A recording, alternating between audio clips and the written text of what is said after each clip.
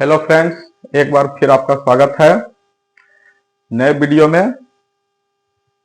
आपको आज समझाएंगे कि भारत में मौर्य काल से पूर्व जो विदेशी आक्रमण हुए थे, जो कि भारत में हुए पहले विदेशी आक्रमण में से एक थे, वो कब हुए, कैसे हुए और उनका क्या प्रभाव पड़ा।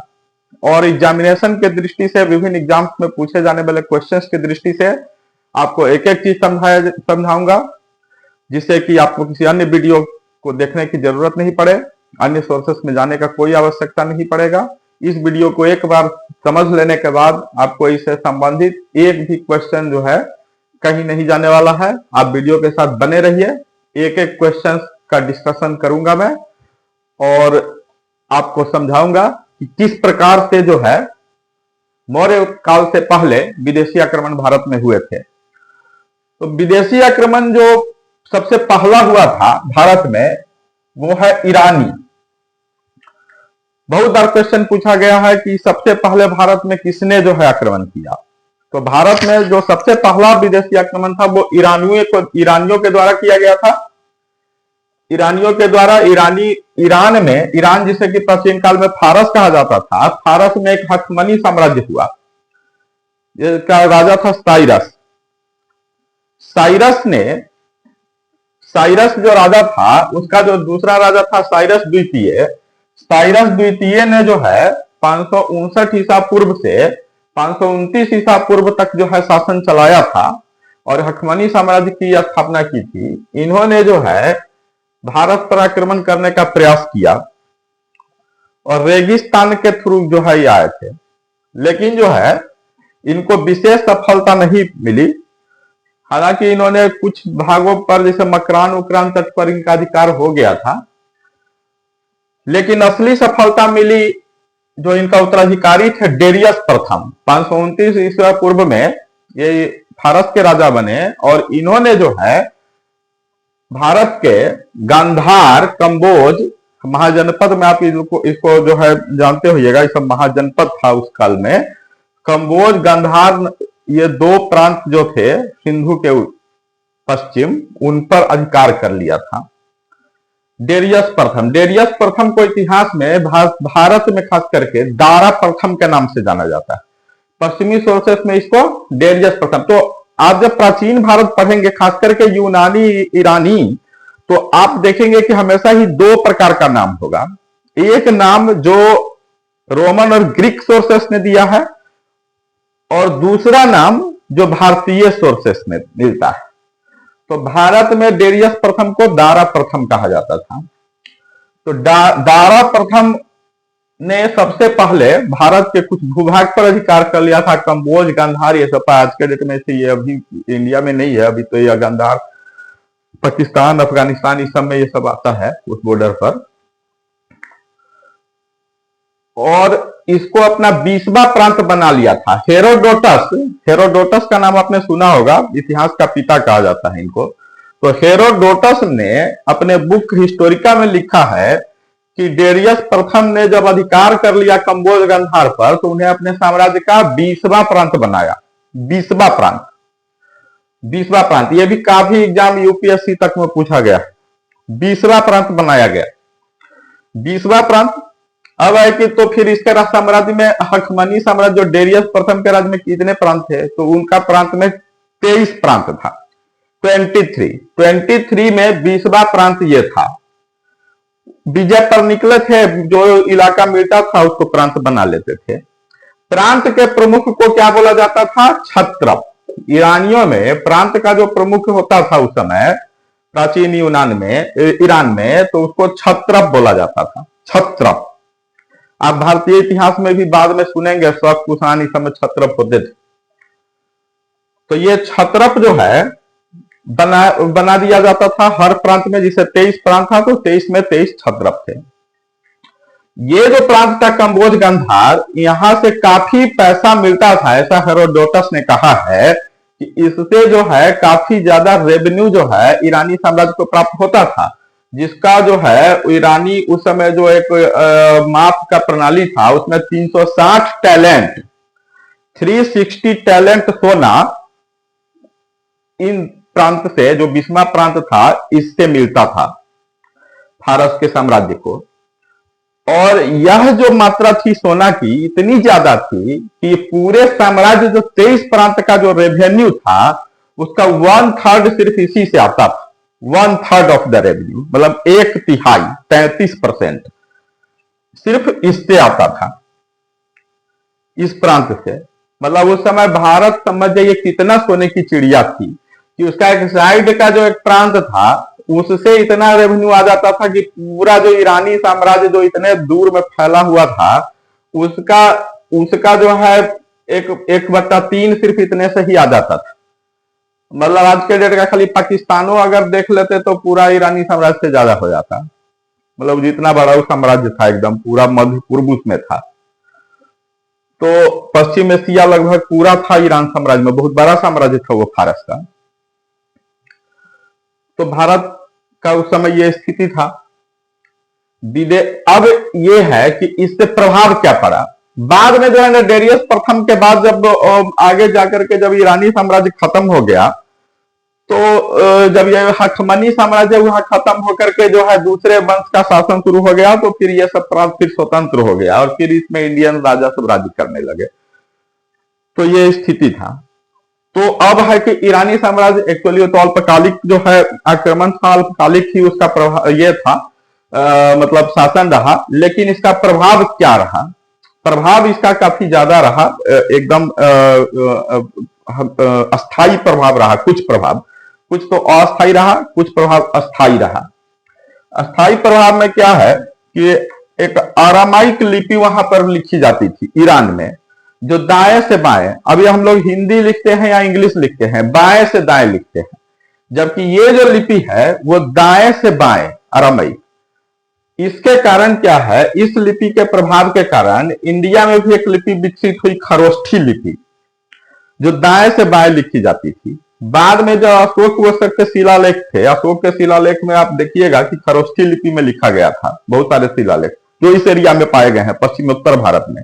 तो पश्चिमोत्तर भारत में एक नई लिपि का आविष्कार हुआ आरामाइक लिपि से खरोष्ठी लिपि, उनके प्रभाव में।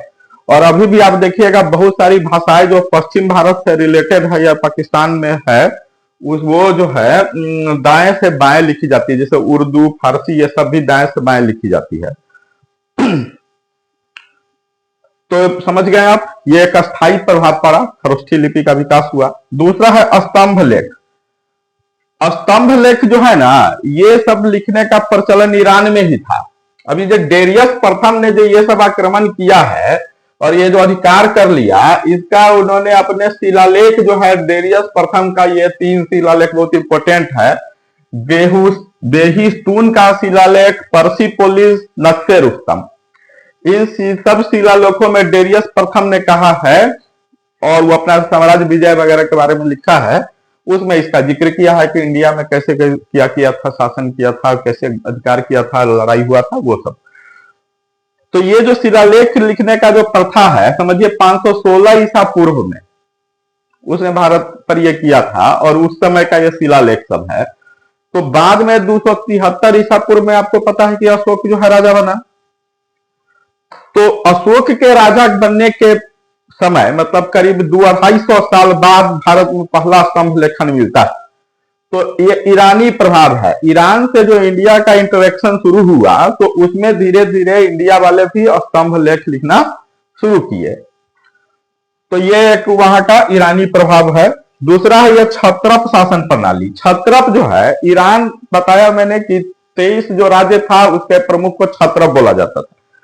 इंडिया में भी बाद में प्राचीन भारत में यह क्षत्रप शासन प्रणाली लागू हुआ। तो कुछ विशेष भाग का एक प्रधान बना दिया जाता था, उसको क्षत्रप जो है बोला जाता था। तो यह क्षत्रप प्रणाली जो है, जैसे जो एक राजा होता था, जो मेन राजा होता था, और वो साम्राज्य को कई भागों में बांट के वहां छोटे छोटे सूबेदार टाइप जो होता था बाद के वर्षों में, उसी को उस समय क्षत्रप बोला जाता था। और भारत में भी ये प्रणाली बाद में लागू हुई थी। तो ये सब प्रभाव है। इसके अलावा व्यापार में काफी वृद्धि हुई, विदेशी व्यापार में ईरान का प्रभाव पड़ने के कारण भारत के विदेशी व्यापार में उल्लेखनीय वृद्धि हुई। समुद्री मार्ग से भी व्यापार होना शुरू हो गया। तो ये सब प्रभाव पड़ा ईरानी आक्रमण का। तो आप समझ गए होंगे कि ईरानी आक्रमण में क्या क्या इंपॉर्टेंट चीजें हैं। हखमनी साम्राज्य ने भारत में सबसे पहला आक्रमण किया था। उसमें साइरस द्वितीय सबसे पहले आक्रमण किए थे, लेकिन सफलता मिली थी डेरियस प्रथम को, जिन्हें दारा प्रथम कहा जाता है इतिहास में। उनका ये 3 शिलालेख है, बेहुस्तून, पर्सिपोलिस, नक्सेरुसम। किसी भी एग्जाम में ये आता है तुरंत डेरियस प्रथम। हेरोडोटस ने अपने किताब में लिखा है कि उसने 20वां प्रांत बना लिया था कंबोज और गंधार को, और वहां से 360 टैलेंट सोना मिलता था, जो 1/3 रेवेन्यू होता था उसके पूरे साम्राज्य का। 1/3 राजस्व प्राप्त होता था इससे। अरामाइक लिपि जो ईरान की थी, उसे खरोष्ठी लिपि का विकास हुआ, स्तंभ लेखन, ये सब प्रभाव है। तो आप समझ गए। अब सबसे इंपॉर्टेंट यूनानी आक्रमण। यूनानी जिसे ग्रीक भी बोला जाता है, ग्रीक जो है एक लड़ाकू जाति होता था।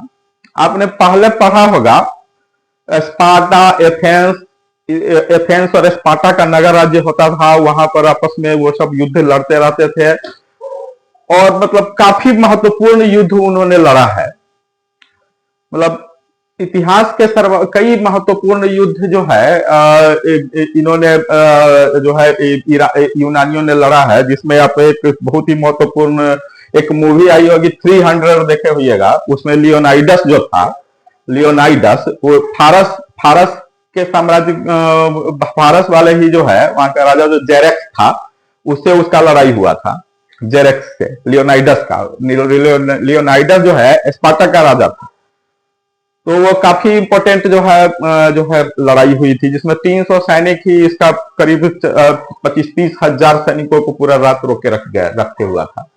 तो मतलब जो है ये तो यूनान से सटा हुआ फारस एक बहुत बड़ा साम्राज्य था एक्चुअली, और ये तब से ही चल रहा था, ये 559 ईसा पूर्व से ही चल रहा था।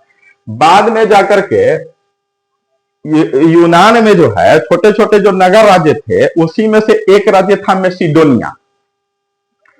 मेसिडोनिया पहले बहुत कमजोर राज्य हुआ करता था, जैसा मैंने बताया स्पार्टा और एथेंस सबसे मुख्य राज्य थे। लेकिन बाद में जो है 359 ईसा पूर्व में राजा फिलिप जो है, किंग फिलिप मेसिडोनिया का राजा बनता है, और उसके बाद मेसिडोनिया का किस्मत चमक जाता है। किंग फिलिप जो है बहुत ही जो है योग्य शासक थे, और उन्होंने अपना जो है सैनिक प्रणाली इस प्रकार से जो है मजबूत की, और उन्होंने जो है ये मतलब साम्राज्य में ये फैलाया अपने राज्य में इस प्रकार का चीजें कि वो फारस से जो यूनानियों को जो पहले जो फारस वालों ने जो है तंग किया है, मारा है, उसका बदला लेगा। और इसलिए सबसे पहले राजा फिलिप जो है फारस पर आक्रमण करने से पहले अपने राज्य को मजबूत करता है, और जो छोटे छोटे राज्य थे यूनान में उस सब को आपस में मिलाता है मेसिडोनिया राज्य के अंदर में, और इस प्रकार से पहले वो अपना स्थिति मजबूत करता है। लेकिन होता यह है कि जब वो अपना स्थिति मजबूत करता है 20-22 साल मेहनत करके, और जब वो फारस पर आक्रमण करने ही वाला रहता है कि उसी समय 336 ईसा पूर्व में उसकी हत्या हो जाती है। राजा फिलिप की हत्या उनके ही एक बॉडीगार्ड ने कर दी थी 336 ईसा पूर्व में। तो तिथि को याद रखना है। 336 से बहुत सारे गलत जो है हिस्टोरियन इसको 329 ईसा पूर्व भी कह देते हैं। कई लोगों ने देखा होगा वीडियो बनाते हैं, जानते नहीं है, कहीं से भी उठा लेते हैं, बोल देंगे 329 ईसा पूर्व में भी मृत्यु हुआ फिलिप का और सिकंदर बन गया राजा। तो 329 में 20 वर्ष में राजा बना, तो 23 में मरा, तो 33 या 32 साल का कैसे हो गया? 329 से 323 6 साल, तो 26 साल हुआ ना। लेकिन असली में मृत्यु हुई थी 336 में, और 336 ईसा पूर्व में सिकंदर 20 साल के एज में राजा बना। तो आप समझ गए ये चीज को। सिकंदर जिनको कि इतिहास में अलेक्जेंडर द ग्रेट बोला जाता है। अभी हमने बताया कि इंडियन सोर्सेस और यूनानी ग्रीक सोर्सेस में दो अलग अलग नाम आपको मिलेगा। एक्चुअल में असली नाम था अलेक्जेंडर। अलेक्जेंडर जो है राजा फिलिप का बेटा था। भारतीय सोर्सेस में इसको सिकंदर बोला जाता है, इंडिया और जो है एशियन कंट्रीज में, इंडिया पाकिस्तान इस सब में इसको सिकंदर बोला जाता है बोलचाल के भाषा में। तो ये सिकंदर जो थे, इनका असली नाम क्या था? अलेक्जेंडर। क्या नाम था? अलेक्जेंडर। ये याद रखना है, क्योंकि बहुत जगह आपको अलेक्जेंडर ही लिख देगा, सिकंदर लिखेगा ही नहीं, कंफ्यूज नहीं होना। तो इधर मैं लिख दे रहा हूं अलेक्जेंडर।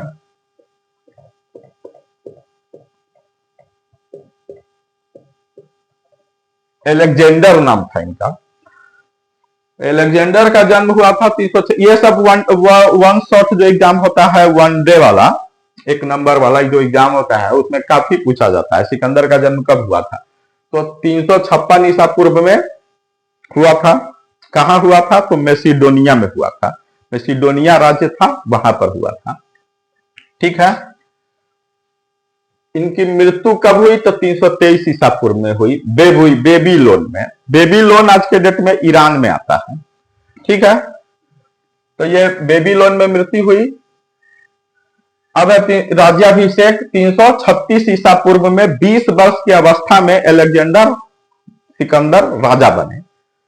सिकंदर के गुरु का नाम भी बहुत पूछता है, बहुत एग्जाम्स में। सिकंदर के गुरु कौन थे? अरस्तु। अरस्तु का नाम आपने सुना होगा। इनका ग्रीक नाम है एरिस्टोटल। रियल नाम इनका क्या है? एरिस्टोटल। भारत में अरस्तु बोला जाता है।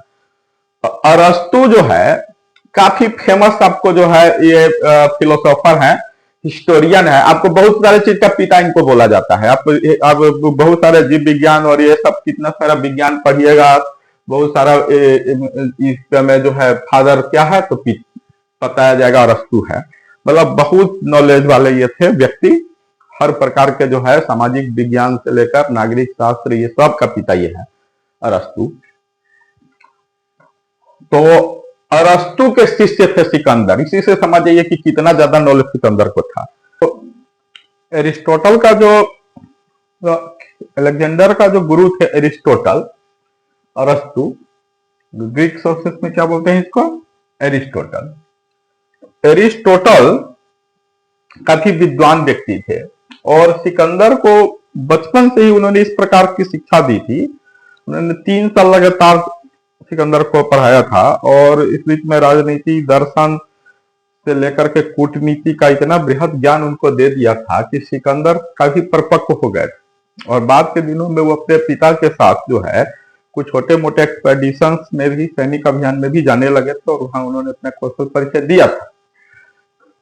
अरस्तु के जो गुरु थे वो भी काफी बार पूछा जाता है। अरस्तु के गुरु थे प्लूटो और प्लूटो के गुरु थे सोक्रेट्स, सुकरात। तो प्लूटो और सुकरात का भी नाम आपने सुना होगा। तो प्लूटो अरस्तु के गुरु थे, प्लूटो के गुरु थे सुकरात। तो इससे भी काफी क्वेश्चन पूछा जाता है बहुत बार। वो कई बार जो है वो मिलाने वाला में भी पूछा जाएगा किसका गुरु कौन थे, तो उसमें आप कंफ्यूज नहीं होना है, एकदम नोट कर लीजिए। सिकंदर के गुरु अरस्तु, अरस्तु के गुरु प्लूटो, प्लूटो के गुरु सुकरात। ठीक है। तो अब आगे बढ़ते हैं। 20 साल के अवस्था में जब सिकंदर राजा बने तो उनको काफी विद्रोह का सामना करना पड़ा, क्योंकि फिलिप के मृत्यु के बाद वहां जो देसी राज्य थे, छोटे छोटे नगर राज्य सब, वो में भी विद्रोह हो गया, आर्मी में भी विद्रोह हो गया। कुछ सेनापति वगैरह कुछ चाहते थे कि हम ही राजा बन जाए। सिकंदर के कुछ भाई वगैरह थे, चचेरे भाई, सौतेले भाई, वो लोग में से कुछ लोग चाहते थे कि हम राजा बन जाए। तो मतलब कई दबेदार हो गए थे। तो सिकंदर ने सबसे पहले इन लोगों को मारा और अपनी स्थिति मजबूत की, छोटे छोटे राज्यों को जीता। इस सब काम में 2 वर्ष लग गए और 334 ईसा पूर्व में सिकंदर विश्व विजय अभियान पर निकला। विश्व विजय का मतलब उस समय फारस को हराने से ही था शुरू में, क्योंकि फारस और जैसा बताया हमने कि फारस और यूनान, इसके बीच पहले से ही झगड़ा चला आ रहा था, स्पार्टा एथेंस के समय से ही। और कई बार जो है कई युद्ध भी इन लोगों के बीच में हुआ था। तो वो काम वो तो था ही। एक मूवी भी 300 मूवी नाम सुना होगा आपने। 300 मूवी में ये दिखाया गया है किस प्रकार से जो है ये फारस से जो है वो लियोनाइडस का नाम का राजा जो है, जो वो था वहां का स्पार्टन किंग, वो किस प्रकार से लड़ा था मात्र 300 सैनिक के साथ। तो अब ये विश्व विजय अभियान में फारस को हराते हुए और जीतते हुए अंत में 326 ईसा पूर्व में हिंदू कुश पर्वत का पार करके सिकंदर कहां पहुंच गया? भारत। भारत में वह टोटल 19 महीने रहा। भारत में कितने दिन रहा टोटल सिकंदर? 19 महीने। भारत में अब क्या क्या किया वो इंपॉर्टेंट चीज है। सबसे पहले तो भारत में उसे किन राजाओं ने सहयोग दिया और किन से उनको लड़ना पड़ा। तो जैसा कि होता है, सिकंदर चूंकि काफी मजबूत था, उसके पास बड़ी सेना थी। फारस, मिस्र, तुर्की, सीरिया, ये सब जितना भी कंट्री था बीच का सब फारस साम्राज्य में था। और ऐसा नहीं था कि एक ही बार में सिकंदर जीत गया था, वो अलग अलग जगह अलग अलग सेना सब था और उससे लड़के आ रहा था। और एक आर्मी था फारस का 10,000 सैनिक का, जिसे अमृत सेना कहा जाता था। मतलब वो कभी खत्म ही नहीं होता था। जब भी उसमें से कुछ सैनिक मर जाते थे तो उतना सैनिक उसमें आके जुट जाता था। इस प्रकार से 10,000 की संख्या बनी रहती। तो इस प्रकार का अजय सेना था फारस का, और उसको हरा करके सिकंदर आया था। तो इसके कारण मतलब बहुत भय तो पूरा चारों तरफ फैला हुआ था। और सिकंदर क्या था ना, भय फैलाता भी था, प्रोपेगेंडा भी करता था। सिकंदर क्या करता था कि अपने आक्रमण से पहले ही अपना दूत सबको भेज देता था कि आसपास के जितना राजा सब है छोटे मोटे सबको संदेश भिजवा दो कि अलेक्जेंडर आ रहा है, तुम लोग हथियार डाल दो, नहीं तो फिर युद्ध करना पड़ जाएगा और उसमें मार काट मच जाएगा। तो इस डर से बहुत सारे जो देशद्रोही प्रवृत्ति के राजा होते थे वो जाकर के सिकंदर से मिल जाते थे। इसी क्रम में इंडिया में भी कुछ राजा ऐसे हुए, जैसे कि आम्भी है, शशिगुप्त है, संजय है पुष्करावती के। आम्भी जो है तक्षशिला का राजा उस समय था। तक्षशिला आपने सुना होगा नाम, चाणक्य वहीं पर रहते थे। सिकंदर का आक्रमण का सुन करके चाणक्य चले गए थे घनानंद के पास कहने के लिए कि भाई इससे बचाओ, ये क्योंकि यवन आक्रमण हो गया है इंडिया में। यवन बोला जाता है, ये जो पुराणों में और इंडियन सोर्सेस में जो यूनानियों को यवन नाम से संबोधित किया गया है। तो तक्षशिला में आम्भी था। आम्भी सबसे पहले हथियार डाल दिया और उसने सिकंदर के स्वागत में अपना पूरा सेना वनस के साथ जाकर के नतमस्तक हो गया। तो आम्भी, शशिगुप्त, संजय इस सब के सहयोग से सिकंदर और लगा कि अब तो हम भारत को एकदम आसानी से जीत लेंगे। तो एकदम आगे बढ़ता गया, सिंधु नदी पार करके सीधा झेलम किनारे पहुंच गया। लेकिन उसके आगे जो राजा था पोरस, उसको भी संदेश गया था सिकंदर का। लेकिन पोरस ने, सिकंदर बुलाता था सबको कि आओ आत्मसमर्पण करो मेरे पास। पोरस बोला कि हम मिल लेंगे लेकिन युद्ध लड़ेंगे, समर्पण नहीं करेंगे। अब सिकंदर का सेना पूरा थक गया था 10 साल युद्ध कर। एक्चुअली उसका टैक्टिक्स था, वो युद्ध लड़ना नहीं चाहता था। वो जान रहा था कि अब मेरी सेना बहुत थक गई है, उसका सेना भी एकदम युद्ध से, तो इसलिए वो टैक्टिक्स से ही जीते जा रहा था अपना। लेकिन पोरस ने कहा कि नहीं, हम युद्ध लड़ेंगे, आई एम पैट्रियट, मैं देशभक्त हूं, मैं लड़ूंगा। अभी लड़ूंगा अब कह दिया तो अब सिकंदर को तो लड़ना है। उसने तैयारी शुरू कर दी लड़ाई की। पोरस भी अपना लड़ाई शुरू कर दिया। अभी झेलम नदी के किनारे इस पार था पोरस और इस पार था सिकंदर। सेना तैयार थी, दोनों तरफ। इसके सेना में था 45,000 सैनिक, इसमें घुड़सवार था, सैनिक था। इसके सेना में था 30,000 सैनिक। पोरस का कितना था? 30,000।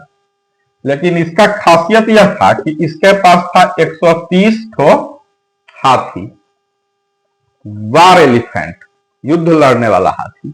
इसी हाथी के डर से इसका सेना पार नहीं कर रहा था, क्योंकि हाथी रौंद देगा साले के एकदम, मतलब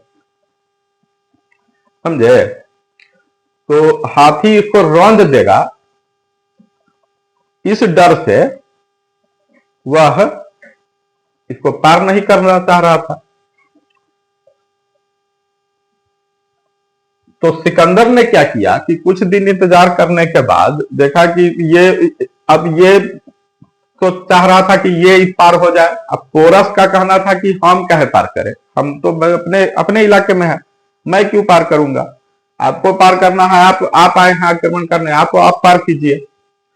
इसी वापोह में कई दिन बीत गया। अंत में सिकंदर देखा कि पार तो उसी को करना पड़ेगा, क्योंकि उसी को जीतना है, नहीं तो वापस चले जाए। पोरस का कहना था कि आप या तो इस पार आके युद्ध लड़िए, नहीं तो वापस चले जाइए। अब सिकंदर तो दुविधा में था। अंत में उसने क्या किया कि अपने सेना को दो भाग में डिवाइड किया और एक भाग को दूर से आगे के तरफ से झेलम पार करवाया और इधर से आक्रमण किया, और एक भाग सीधे सामने से आक्रमण किया। तो सिकंदर खुद दूर जाकर के इस साइड से आया और सामने से उसका एक सेनापति था, वो जो है सामने से आया। इस प्रकार से भयंकर युद्ध शुरू हो गया। हाथी जो है इसका बड़ी कमाल कर रहा था पोरस का। जो सिकंदर का जो घोड़ा था बुसेफेलस, बुसेफेलस नाम का सिकंदर का बहुत फेमस घोड़ा था, जिसको सिकंदर ने 10 साल का जब सिकंदर था उसी समय ये जंगली घोड़ा था, ये उसको उसने जंगली घोड़ा किसी से काबू में नहीं आता था, तब सिकंदर ने अपने दिमाग लगाकर उसको काबू में किया था, दिमाग से। तो सिकंदर का वो शुरू से ही, मतलब बचपन से ही सिकंदर के साथ ये घोड़ा था, बुसेफेलस नाम का घोड़ा। और अंत में जो है ये इस युद्ध में सिकंदर का ये घोड़ा भी मर गया। समझिए सिकंदर को भी जाहिर चोट वोट लगा ही होगा, क्योंकि उसी घोड़ा पर तो सिकंदर बैठता था, तो उसका घोड़ा मर गया। काफी भयंकर युद्ध हुआ, लेकिन अंत में सिकंदर जो है युद्ध जीत गया, क्योंकि उसको ये आंधी वांधी सबका भी सहयोग प्राप्त था। तो घर का बेधी लंगा ढाए, उसी प्रकार से ये आंधी, शशिगुप्त, संजय, इस सबके सहयोग के कारण अंत में पारस हार गए। पारस के हारने के बाद जो है सिकंदर आगे बढ़ा तो रास्ते में ये ग्लोगन, निकाय, कठ इत्यादि राज्यों से उसका मुकाबला हुआ। ग्लोग, निकाय, कठ ये सब जाति सबको हराते हुए छोटे छोटे राज्य को, लेकिन लोगों भी बड़ी बहादुरी से लड़ा, मतलब सिकंदर के सेना को और पस्त में पस्त करते गया। अंत में ब्यास नदी के किनारे जब पहुंचता है सिकंदर की सेना, तो उसने आगे जाने से मना कर दिया। अब ब्यास नदी के इस पार था मगध का साम्राज्य। अब ब्यास नदी के इस पार क्या था? मगध। अब मगध साम्राज्य का उस समय कौन था राजा? आपको एक एक चीज एकदम एग्जाम के दृष्टि से बता रहा हूं। मगध का राजा था नंद, मतलब नंद वंश का राजा था वहां, और वह राजा का नाम क्या था? धनानंद। मगध, नंदवंश, धनानंद। धनानंद का जो सेना था उसमें 2 लाख सैनिक था, 2 लाख, और 6,000 था हाथी। अब 130 हाथी जहां सिकंदर के सेना को हालत खराब किए हुआ था, वहां 2 लाख सेना और 6,000 हाथी का नाम सुन करके ही उसका सेना का हालत खराब हो गया। तो इतिहासकार एक फेमस हुए है प्लूटार्क। प्लूटार्क ने जो है लिखा है कि हाइडेस्पिस का जो युद्ध था उसमें पोरस जो है इतनी ज्यादा वीरता से लड़ा है, और उसी सोर्सेस में ये सब आंकड़ा दिया हुआ है। तो प्लूटार्क ने ही ये सब आंकड़ा दिया है, 45,000, 30,000, या पोरस जो है युद्ध में हार गया और पोरस के वीरता से प्रभावित होकर सिकंदर ने उसको उसका राज्य वापस लौटा दिया। ये सब चीज प्लूटार्क ने ही लिखा है। तो जो बड़े एग्जाम है जैसे यूपीएससी, इस समय रेफरेंस बहुत पूछता है कि किसने कहा है ये चीज, किसने कहा है वो चीज। तो या ये किस सोर्स से ये पता चलता है कि सिकंदर की सेना जो है जीत गई थी या फिर पोरस को राज्य लौटा दिया था। तो ये प्लूटार्क नाम का एक जो है ये हुए हैं राइटर, यूनानी साहित्य में, रोमन में, उन्होंने यूरोपियन है, इन्होंने लिखा है, प्लूटार्क ने। तो इनका ये कहना है कि क्योंकि इतना भयंकर युद्ध हुआ और आगे चलकर के नंद वंश का इतना विशाल सेना था कि सिकंदर जो है का सैनिक बोला कि हम आगे नहीं जाएंगे, और 10 साल से लगातार युद्ध लड़ा थे, 336 से 326, 10 साल। 325 का बात है ये, जब ब्यास नदी से लौटे हैं सिकंदर, मतलब 11 साल जो लगातार सेना अपने घर परिवार छोड़कर युद्ध लड़ रही है, तो जाहिर है कि वो एकदम पस्त हो गया था, उनको वापस जाना था। और आगे इतनी विशाल सेना थी जिसमें हाथी भी था 6,000, तो जाहिर है कि सिकंदर को लौटना था, और वो लौटा। तो जब वापस लौटा तो वापस लौट करके यहाँ पहुंचा हाइडेस्पिस, और हाइडेस्पिस मतलब झेलम, पोरस के राज्य में। वहां पर पहुंच करके वो पोरस को जो है उसके बाद वो क्या करता है कि अपने साम्राज्य को कुछ प्रांतों में बांटकर वहां छत्रप स्थापित कर देता है। उसमें क्या किया, सबसे मेन कि झेलम झेलम और ब्यास के नदी के बीच का जो क्षेत्र था, आप लोग नोट कर लीजिएगा, झेलम और ब्यास के बीच के क्षेत्र को उसने दे दिया पोरस को शासन चलाने के लिए। और झेलम और सिंधु नदी के बीच का क्षेत्र किसको दिया? आंभी को। यही आंभी जो गद्दारी किया था इंडिया के साथ, लेकिन उसका मदद किया था सिकंदर का, तो सिकंदर ने उसको पुरस्कृत किया आंभी को, और सिंधु और झेलम नदी के बीच के क्षेत्र को उसको दे दिया। और सिंधु नदी के पश्चिम के क्षेत्र को दिया फिलिप्स को। फिलिप्स जो है सिकंदर का एक सेनापति था, तो फिलिप्स को दे दिया। आपको कई गलत पढ़ाने वाले बोल देंगे कि सेल्यूकस को दे दिया, ऐसा नहीं है, फिलिप्स को दिया था। सेल्यूकस अपना वंश का स्थापना कब किया था? 312 ईसा पूर्व में। 312 बीसी में सेल्यूकस ने ये सब इलाके को जीतकर एक नया जो है सेल्यूसिलियन वंश का स्थापना किया था, हिंद यूनानी। तो वो एक अलग ये है, वो मैं बाद में पढ़ाऊंगा अगले किसी वीडियो में, उसके बारे में विस्तार से बताऊंगा।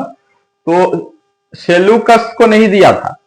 कई सारे जो है, अब तो यूट्यूब पर कोई भी फेमस हो जाता है, रियल नॉलेज का बात है ये। तो सेल्यूकस जो है 312 बीसी में वो अपना राज्य का स्थापना किया था, और अभी बात क्या हो रहा है? 325 ईसा पूर्व का। इस समय 325 में जब सिकंदर वापस गया था, तो सेल्यूकस उस समय कहां था? बेबीलोन का वह छत्रप था, बेबीलोन का गवर्नर था सिकंदर का वो। बेबीलोन जहां पर रास्ते में जाते समय 323 ईसा पूर्व में सिकंदर की मृत्यु हो गई थी, तो उसका गवर्नर था उस समय सेल्यूकस निकेटर। तो पश्चिम का राज्य किसको दिया था? फिलिप्स को। और सिकंदर जो है दक्षिण की तरफ सिंधु नदी के किनारे होते हुए पहुंच गया। रास्ते में भी बहुत सारा युद्ध उसका छोटे छोटे जनजातियों के साथ होता रहा, इसके कारण सेना और पस्त हो गया। और अंत में वो पहुंचा सिंधु नदी के मुहाने पर, अरब सागर के किनारे। वहां पर उसने सेना को दो भाग में बांट दिया। जल सेना नियार्कस के नेतृत्व में, नियार्कस फेमस नाम है, नियार्कस के नेतृत्व में, नियार्कस नोट कर लीजिएगा, नियार्कस, निर्याकस भी इसको बोलते हैं, निर्याकस के नेतृत्व में जल सेना को वापस भेज दिया डायरेक्ट मैसिडोनिया। और जो थल सेना था उसका कुछ पोर्शन लेकर सिकंदर खुद जो है समुद्र के किनारे किनारे मकरान तट होकर वो वापस लौटने लगा। और वापस लौटने के क्रम में उसका बेबीलोन में जाकर के मृत्यु हो गया। बेबीलोन वर्तमान ईरान का एक राज्य है। सिकंदर की मृत्यु के संबंध में दो मत है। पहला मत कहता है कि सिकंदर जो है वो मलेरिया हो गया था और मलेरिया के कारण उसकी मृत्यु हो गई। दूसरा मत यह कहता है कि वो भारत में हुए युद्धों में वह इंजर्ड हो गया था, घायल हो गया था, और धीरे धीरे उसके घाव जो है नासूर हो गए, जिसके कारण उसकी मृत्यु हो गई। चाहे जैसे भी हो उसकी मृत्यु हो गई। उसकी मृत्यु के बाद जो है जो हिंद यूनानी जो शासन था, जो उसने गवर्नर नियुक्त किए थे, वो सब आपस में विद्रोह हो गया और अलग अलग पार्ट को अलग अलग सेनापतियों ने कब्जा लिया। बाद में जो बेबीलोन का जो गवर्नर उस समय था सेल्यूकस को भी 323 ईसा पूर्व में जब जो है ये सिकंदर मर गए, तो उसके गवर्नर पद से वहां से वो हटा दिया गया। वह जो है अरब कंट्री की तरफ भाग गया, बाद में मिस्र चला गया, और फिर बाद में धीरे धीरे वो अपना सेना इकट्ठा करके इस पूरे इलाके को कब्जा लिया सेल्यूकस ने। और 312 ईसा पूर्व में उसने एक सेल्यूसिलियन वंश की अपनी स्थापना की, जिसमें सेल्यूकस निकेटर उसका मेन राजा हुआ। काफी बड़ा साम्राज्य था उसका। और उसने जो है ये जितना छोटे छोटे राजा सब जो जिसको सिकंदर ने हराया था, वो सब पर जो है सेल्यूकस राज्य करने लगा। और उस समय जो राज्य करते थे तो नीचे पे गवर्नर टाइप के छत्रप लोग होते थे, तो सेल्यूकस बड़ा राजा बन गया और पूरा क्षेत्र का ये। और बाद में जो है चंद्रगुप्त मौर्य ने 304-5 के आसपास जो है उनको सेल्यूकस निकेटर को हराया था युद्ध में। तो आगे चलकर हम लोग उसको बताएंगे दूसरे वीडियो में जब हम लोग मौर्य वंश पढ़ेंगे, ठीक है। तो ये तो हुआ उसके साम्राज्य का बात। अब भारत में क्या प्रभाव पड़ा इसका, वो इंपॉर्टेंट है। यूनानी आक्रमण का भारत पर क्या प्रभाव पड़ा। तो यूनानी आक्रमण में सबसे मेन प्रभाव क्या पड़ा, इतिहास निर्माण में सहायक है ये। वो कैसे, तो वो ऐसे कि 326 ईसा पूर्व का जो ये तिथि है सिकंदर के आक्रमण का, वो यूनानी और रोमन सोर्सेस में एकदम कंफर्म है। जबकि प्राचीन भारतीय इतिहास में इस प्रकार की कोई तिथि उपलब्ध नहीं थी। तो तिथि नहीं उपलब्ध होने के कारण प्राचीन भारत में डेट निर्धारित करने में बहुत दिक्कत होता था। पता ही नहीं चल रहा था कि कौन राजा कब हुआ था, खास करके मौर्य वंश में भी नहीं पता चल रहा था। बाद में एक ये हुए अंग्रेज विद्वान थे sir William Jones. William Jones का आपने नाम सुना होगा, एशियाटिक सोसाइटी का स्थापना उन्होंने किया था। तो विलियम जोन्स ने सबसे पहले जो यूनानी सोर्सेस में सेंड्रोकोटस है, सेंड्रोकोटस को उसने जो है बताया कि ये सेंड्रोकोटस ही चंद्रगुप्त मौर्य थे। जब ये क्लियर हो गया कि सेंड्रोकोटस ही चंद्रगुप्त मौर्य थे, तो फिर ये 326 ईसा पूर्व के ये तिथि के कारण और यूनानी आक्रमण के कारण सेंड्रोकोटस का नाम पता चला। तो इसके कारण जो है ये क्लियर हुआ कि सेंड्रोकोटस ये थे, एंड्रोकोटस बिंदुसार थे, इस प्रकार से पता चला। और फिर जो है भारत का इतिहास लिखने में बहुत बड़ी मदद मिली। अदरवाइज जो है इतिहास जो है खास करके मौर्य वंश और उसके बाद का जो इतिहास था एकदम तिथि वाइज लिखना कि इतना ईसा पूर्व में ये हुए, इतना में ये हुए, ये इस भी बताना बहुत मुश्किल था, वो किसी सोर्सेस में नहीं मिल रहा था। तो इसके कारण जो है तो हम समझ गए कि इतिहास निर्माण में बहुत सहायक हुआ है यूनानी आक्रमण, सबसे पहला। दूसरा है कि सिकंदर ने बहुत सारे शहरों की स्थापना की, 70 शहर स्थापित किए थे सिकंदर ने। ज्यादातर का नाम रखा था क्या, अलेक्जेंड्रिया। मिस्र में अलेक्जेंड्रिया एक बहुत बड़ा शहर है, अब उसका नाम चेंज करके काहिरा कर दिया गया है। तो समझ गए आप। उसी क्रम में इंडिया में भी 2 शहर बनाया गया था, निकैया और बुसेफेलस। बुसेफेलस झेलम नदी के पश्चिमी किनारे पर और पूर्वी किनारे पर जो है बनाया गया था निकैया। समझ गए। तो निकैया का निकैया एक ग्रीक शब्द है जिसका अर्थ होता है विक्ट्री। तो विजय के उपलक्ष्य में निकैया बनाया था ईस्टर्न कोस्ट पर, ईस्टर्न कोस्ट जिधर जीता था।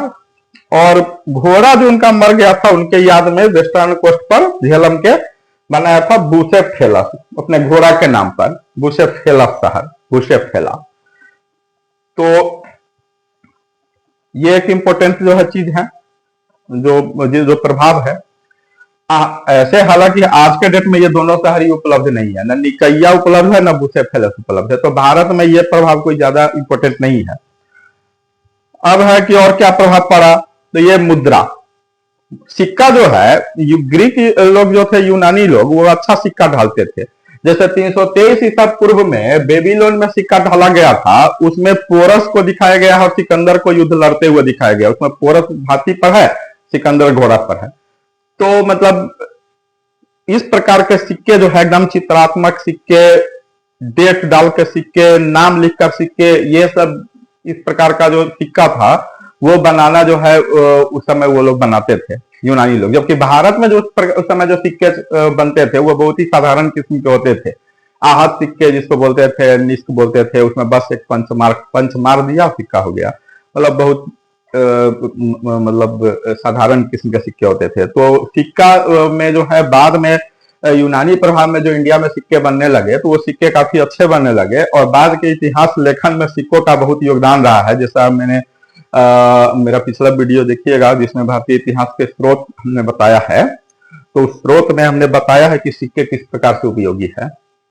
और आगे भी जब हम लोग और पढ़ेंगे तो उसमें ये पता चलेगा। तो सिक्के बाद के दिनों में बहुत काफी उपयोगी हो गए। मूर्ति कला में गांधार शैली, जैसा कि आप आगे चल के देखेंगे, कुषाण काल में गांधार शैली का काफी विकास हुआ था।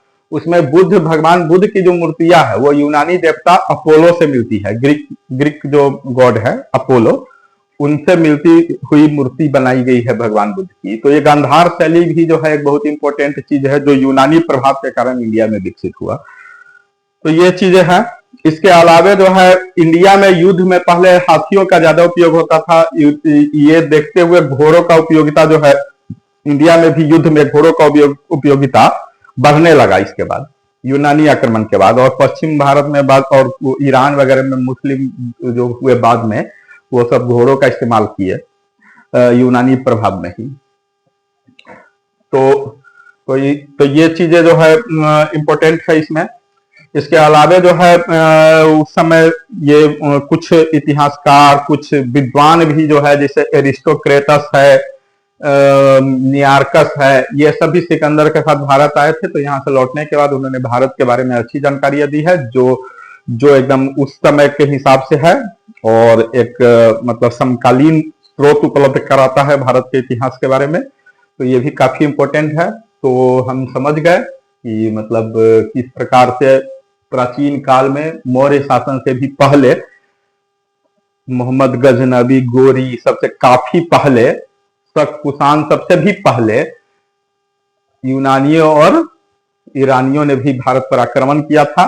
ये सारे आक्रमण जो है पश्चिम भारत से ही हुए हैं। पश्चिम भारत जो है, चूंकि उत्तर में जो है हिमालय पर्वत के कारण भारत सुरक्षित था, दक्षिण पश्चिम पूरब इस सब में भी सुरक्षित था वो समुद्र के कारण। तो सिर्फ एक इलाका बचता था ईरान होकर आने का, सारे सोर्सेस या मध्य एशिया से इधर हिंदू कुश पार करके। तो इसी इलाके से भारत में सारे आक्रमण हुए हैं, जितने भी विदेशी आक्रमण हुए उसी। तो सबसे शुरू यहीं से हुआ ईरानी हकमनी साम्राज्य। साइरस जो है पहला राजा थे जो इन्होंने भारत पर आक्रमण किया था। बाद में जो है दारा प्रथम, डेरियस जिसको बोलते थे, डेरियस प्रथम ने भारत पर आक्रमण किया। उसने वहां यहाँ गंधार, कंबोज ये सब राज्य को हथिया लिया था, उसको अपना 20वां प्रांत बनाया था। तो वहां उसके 23 टोटल राज्य थे। कुल रेवेन्यू का 1/3 हमारे राज्यों से, जो गंधार कंबोज था उससे आता था। तो ये सारी चीजें हम लोग जान गए। ईरानी आक्रमण का प्रभाव भी जान गए हैं। ईरानी आक्रमण में स्थापत्य, जो ये अभिलेख वगैरह लिखने का जो ये आया है वो सब वहीं से आया है। बाद में अशोक वगैरह कई शिलालेख लिखे। जो ये शिलालेख लिखना, स्तंभ लेखन, ये ईरानी प्रभाव है। इसके अलावा अरामाइक लिपि से खरोष्टी लिपि का जन्म हुआ इंडिया में। ये सब जो है ईरानी प्रभाव है। आपको ये सब जो है बता दिया गया है, आप वीडियो में देख लीजिएगा। पहले मेसिडोनिया, यूनान में राज्य है मेसिडोनिया, वहां राजा फिलिप हुए, उनका बेटा सिकंदर थे, और किस प्रकार से युद्ध उन्होंने भारत में लड़ा, फिर वो किस प्रकार से लौटे, सारा हमने बता दिया है डिटेल में। इस वीडियो से मान के चलिए 3 से 4 क्वेश्चन, 2 से 3 क्वेश्चन हर एग्जाम में ही आएगा। जो मैं रेफरेंसेस देता रहा हूं उसको भी ध्यान से नोट करते जाना है। जैसे विलियम जोन्स, प्लूटार्क, ये सब नाम जो मैंने लिया है, तो वो वहां से भी क्वेश्चंस काफी संख्या में आते हैं। अरस्तु, प्लूटो, सोक्रेट्स, ये सब जो मतलब केवल इससे सिकंदर का आक्रमण का बात नहीं है। टोटल वीडियो में मैं ज्यादा से ज्यादा इनपुट देना चाहता हूं, जिससे कि अब बड़े एग्जाम को क्रैक कर सके, क्योंकि अब एग्जाम में वो आसान सा क्वेश्चन नहीं पूछता है। अब वनडे वाला एग्जाम में पूछ देगा ऐसे सिकंदर का गुरु कौन थे, तो अरस्तु थे। तो लेकिन जो है जो बड़े एग्जाम है उसमें बहुत घुमा कर पूछता है, पूछेगा कि भाई ये चीज किसने कहा था, तो उसमें फिर आपको बताना पड़ेगा ये चीज अरस्तु ने कहा था, ये चीज प्लूटार्क ने कहा था। तो वैसा करके पूछता है। तो अब देख लिए कि किस प्रकार से जो है विदेशी आक्रमण हुए हैं। तो आज के वीडियो को हम लोग यही समाप्त करेंगे। आपको अगर चैनल पसंद आ रहा है तो लाइक और सब्सक्राइब करना नहीं भूलेंगे। दोस्तों के साथ शेयर कीजिए, जिससे कि इससे रिलेटेड और अन्य टॉपिक जो जनरल स्टडीज का है उस पर वीडियो बनाकर आपके समक्ष जो है पेश करूं। धन्यवाद।